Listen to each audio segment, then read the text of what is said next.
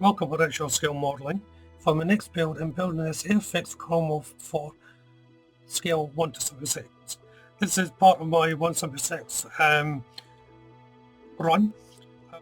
So let's see what's in the box. So there's not much here in the kit. You have 2 screws.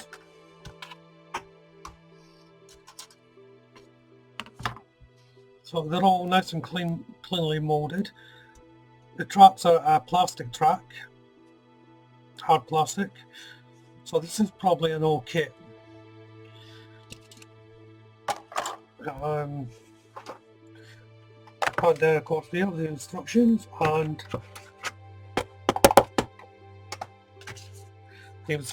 a small decal sheet. So the instructions. There will not be much to these. So there we go.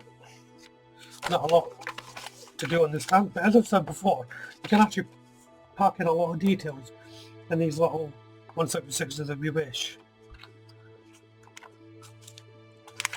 And the marking guide and stencil location. So this will be an extremely quick build. It won't even take me a day to build it, or maybe, well, it depends how much work I put into it. So I'll go off and get this primed and get back to the build. So to begin with, I'm painting the wheels and I'm using light colour dirty black rubber shades UA734. For the track it's Rust 113 by Umbro, and this is just the base coat. Then it's back to the wheels with 86 light olive to paint the hubcap, the centre part of the wheel. And switching back to the tracks, it's 53 gunmetal, and this technique gives the appearance of the tracks being metal and hard worn and used. It's quite effective for the rust coming through the actual gunmetal colour.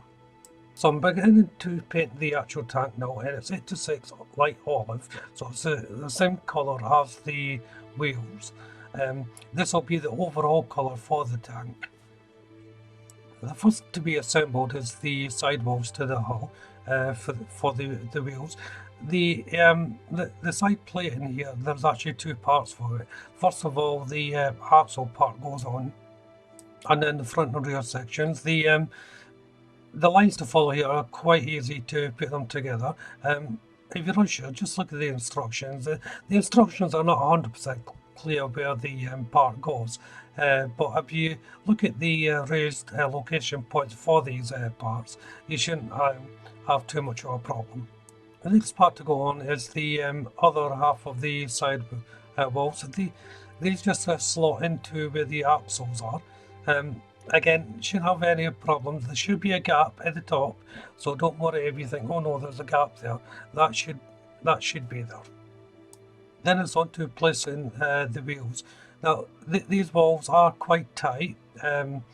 You can open them up slightly by putting your hobby knife into the actual hole and twisting it to enlarge it. Only do that though if you want the tracks free moving. It's not really necessary because they will go on quite tightly, but they'll go on. So next, once that's on, place on the track. Now, as you can see, the track is all in one piece. It's the old style of track. It's all been molded for you. It does fit on quite well. You may have to stretch it a little bit, but the plastic does allow for this. You have to place in the first half wheel first before placing on the track, as you can see here, and that just goes up against the track running line, the inside running line. Once it's in place, then you put on the other half of the wheel, and it's just like it's opposite side. It sits in on the running line, so that's that little bit inside the track that sticks up.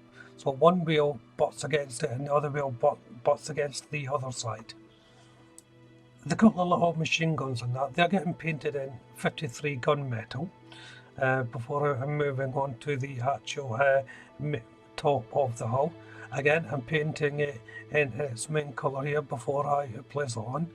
The reason for this is the underside, because it's easier to paint now than it is when you place it on the actual hull. When you've taken the next part off the sprue here, this is the mount for the front machine gun. There's a little parts that stick out that correspond to the actual main hull. On the sprue, it looks like it should be cut off. It's just a bit excess, but it's not. So look carefully at the part before you take it away from the sprue even, because you would have to fill it otherwise if you do manage to snip it off. But the machine gun just fits in inside there. It's wise to paint it before you fit this part, because once everything else goes in, it can be a bit difficult to get into it. And once you insert the forward gun, it's time to place it on, and it should just fit flush. Time to put the main hull together. It just fits on without any problem. You shouldn't need to clamp this down. Just holding it for a minute should do it.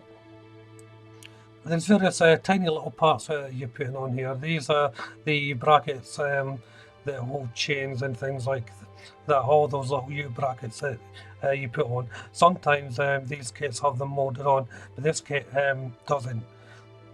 So they're very small, so just be very careful when you put them on. It's quite easy to lose them. Next goes in the front panel. Now the instructions say you should fit this first before putting in all the tiny little parts. I had a look at that and I thought, no, I'm putting in the little parts first. Because they're so small, you want as much room as possible to place them in. So once I was satisfied with the dry fit, it was time to place the part in. Now just be aware, there is a gap at the top there. That's meant to be there. That's for the engine grill or grate. So as you can see, the very small parts, then the actual housing for the exhaust. So the front has the same issue. There is very small parts on it. The doors, for instance, are tiny, but again, if you're just careful with them, you should be okay. But you could lose them if you're not careful. The side paneling going on now is fairly standard and easy to put on. There's little recess holes and location points for them to fit onto. So once all the side panels are on, it's time to put in the armouring for the tracks. It comes in two sections, one for the front, one for the rear. You may have to trim up slightly, well I did it anyway. Next is the main housing for the gun. First of all, place in the little machine gun first before you assemble it all. It's easy to miss out if you're rushing ahead. It's a tiny little bar. Be careful that you don't actually break the barrel. It's very easy to snap when you're placing it in. To make up the housing itself, you have the option for it to be free moving. If you are using this option, make sure you don't put the cement anywhere near the actual central part of the bracket, or you'll find that it won't move. The turret itself is a simple assembly. It's just the two halves fitted together. There's little location points there, as you can see, for it to go in. There's no way you can get it wrong here. It only goes in one way. And once the main unit is made up, you have to put the side armaments on the turret. Again, the location points are there to help you figure out which parts go on where, because they only fit in one particular area. So if you're unsure, if you've taken them all off the sprue like I have in preparation, just dry fit it to make sure you know exactly where you're putting them. So once it's all on, just push in the actual main gun into its hole there. Don't push it in too far, obviously. Make sure you do this before you fit the part. because if you do make a mistake, it's easy to rectify it. If you push it in too far or whatever, while the part's in situ, you'll find it difficult to rectify that. So it's always worth doing a little bit of sub-assembly first. Next to go on is command positions cover. Now this does have an option for it to be open, like the driver position covers as well, if you wish. I'm having mine closed, as you can see. On the side of it, there's a little light searchlight that goes on. I would recommend putting this on last because it is so small, and you may knock it off while you're constructing the model. So it's now time to fully paint the model. So it's 826 like olive, as I said in the past, with some 53 gun metal, just highlighting and touching areas up. I'm using Umbro 110 natural wood, and this is for the handle of the shovel or spade that goes alongside the hull. Now these are molded on, you don't have to make these up and put them on, but it's a nice little touch just to paint in the detail. Then I'm using 11 silver to paint the lamps, the headlights on these. Be careful though, because there's a very tight space, especially once the protection bracket ornament is on around them on front of the hull. They were too small to show you going on there, but you can see them just at the front there. They're very small. So now I'm just placing on the turret. I haven't glued this in place as always because you want it to be free moving.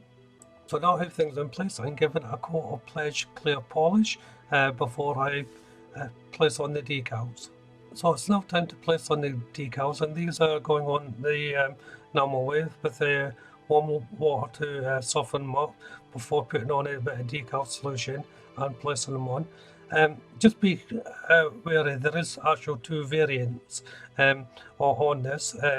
I sort of made a little mistake and had to take a decal off because I put it on in the wrong position, but it was still wet, so it was no drama.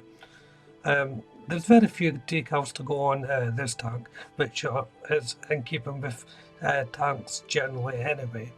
So that's the last of the decals going on. So it's starting to look quite effective now. So I'm using Tamiya's Weathering Master C and the gunmetal component, and Weathering Master B and the suit component to mark up the tank and put in the weathering effect. Initially, I just go around doing all the raised areas with the gunmetal effect. Then when I want to have some scotch marks and exhaust dirt and so forth, that's when I'll use the suit. It's entirely up to the builder how much they want to do. There's no fast or hard rule to doing this. Just relax into it and do what you feel is best. Well, this will bring the build to an end. It's a really enjoyable kit to build. Anyone with any experience can get quite a lot out of this little kit. If you haven't done so already, why don't you check out the channel for my other 176 builds, or indeed the other content on my channel. Subscribe to that channel for upcoming builds and updates. Hit that like button, and of course you can leave a comment. But for now, thank you all very much for watching. Bye bye.